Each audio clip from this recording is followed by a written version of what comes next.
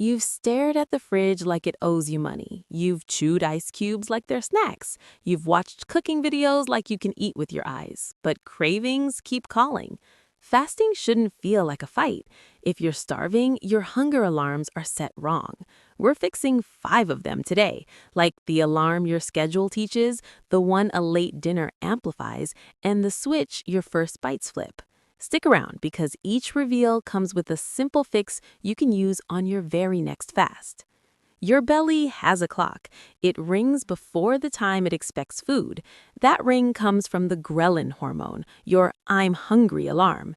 When your clock is set for lunch at 12:30, it often dings a little before your usual time, even if you're fasting. In a recent poll on this channel, I asked what the hardest part of fasting is. Most of you said cravings. One big reason is timing. If your belly expects food while you're still fasting, the ghrelin alarm goes off during the fast. It's a learned alert, not an emergency, but it feels urgent. Your routine teaches the clock. Eat at the same times and it starts ringing before those times. Push the last meal later and you teach it to ring later and louder the next day, often inside your fasting hours. Late isn't a magic number. It simply means eating later than your normal pattern or too close to bedtime. That's what moves the alarm into your fast. Here's how to move it back. Your routine teaches the clock. Eat at the same times and it starts ringing before those times. Push the last meal later and you teach it to ring later and louder the next day, often inside your fasting hours. Late isn't a magic number. It simply means eating later than your normal pattern or too close to bedtime. That's what moves the alarm into your fast. Here's how to move it back. Pick an eating window and keep it steady for 10 to 14 days.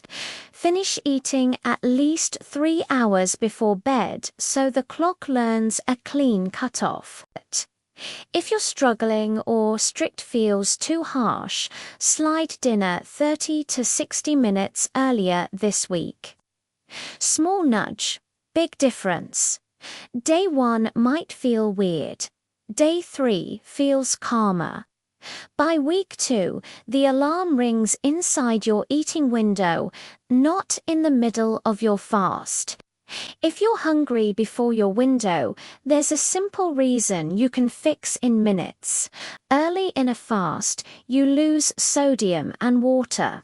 Your kidneys excrete more sodium and fluid, so your electrolytes, especially sodium, drop. Low electrolytes can cause fake hunger. You feel tired, foggy, a bit lightheaded, and your brain starts asking to deploy snacks.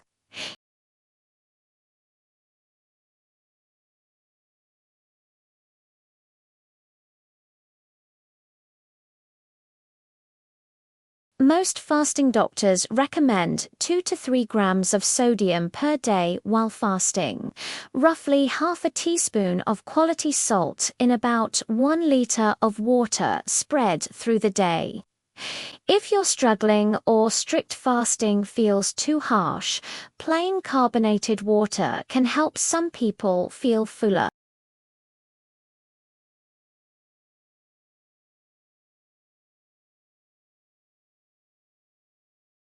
How do you tell if it's fake hunger when it's electrolytes? The feeling often comes with a headache, tired legs, or a little dizziness when you stand up.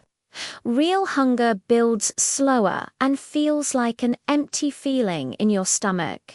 Try this. Sip electrolyte water and wait about 10 minutes.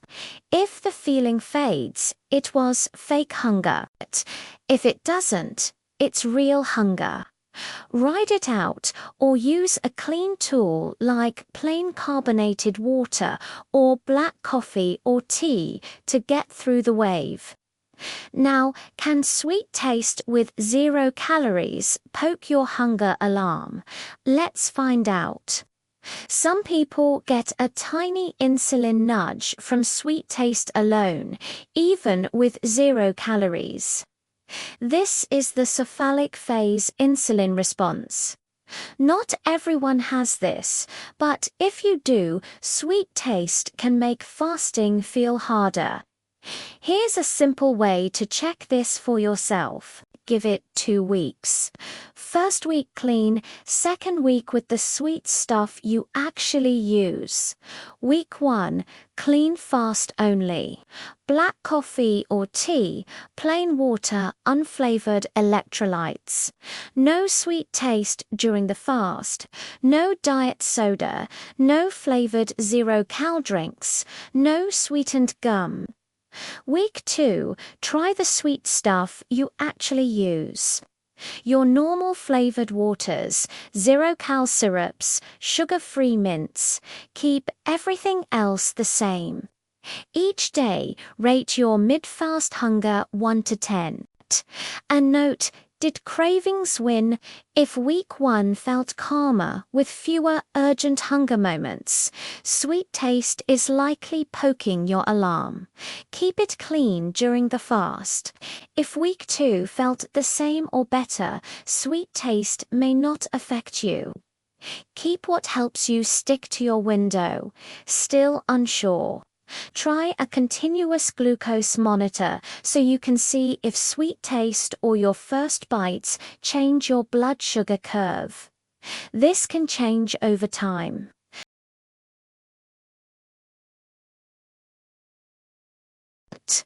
Up next, quiet the cravings after you eat.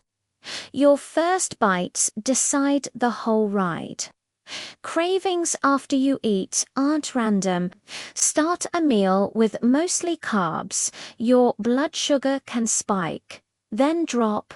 That drop is the I need a snack crash 1 to 4 hours later. There's a second layer. Your body has a protein budget. If you don't meet it, appetite keeps tapping your shoulder. Think of protein as the brake pedal for appetite. Tap the brake first. The ride stays smooth. Skip it, and the meal turns into a roller coaster. Okay, here's a simple way to do it. When you break your fast, start with about 0.18 grams of protein per pound of body weight, or approximately 0.4 grams per kilogram.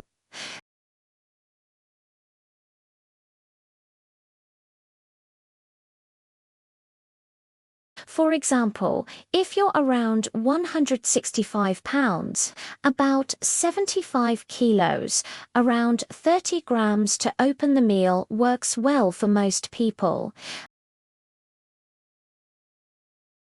Save the starchy carbs for later in the meal. Start with something easy. Pick one protein to open the meal. If you like breakfast foods, eggs work great, or yogurt or cottage cheese if you do dairy. More of a lunch or dinner person, chicken, turkey, fish, or lean beef works. Plant-based tofu or tempeh is solid, and edamame works too. Take a few bites of protein first, then build the rest of the plate. Which carbs should wait their turn? The common starchy ones: rice, bread, pasta, tortillas, baked potatoes, and oats. They can be in the meal, just let protein talk first.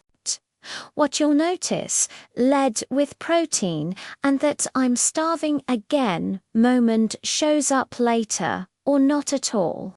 You'll reach for fewer snacks after the meal, and your next fasting window feels calmer. Carbs aren't cancelled, they're just not the opening act.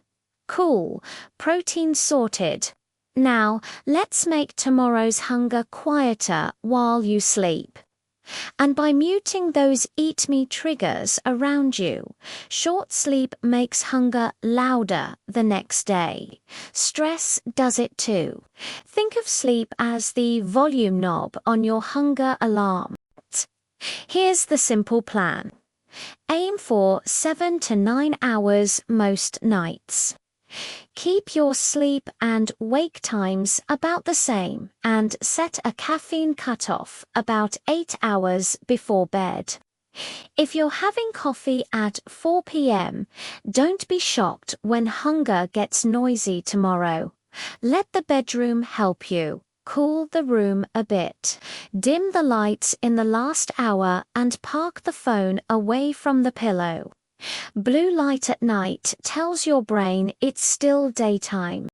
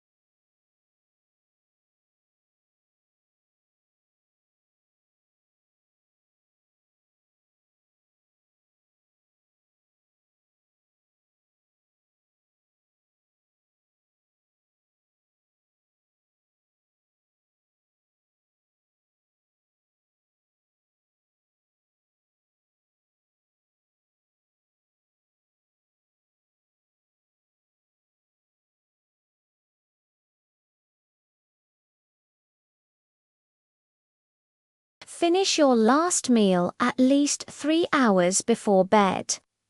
A late dinner teaches your hunger alarm to ring later and louder tomorrow. An earlier finish teaches it to quiet down. You've got this. When cravings pop up, now you know why and how to quiet them. Drop a comment with the fasting or weight loss question you want solved next. Your idea might be the next video. If you want to learn more about fasting or weight loss, pick one of these videos right here.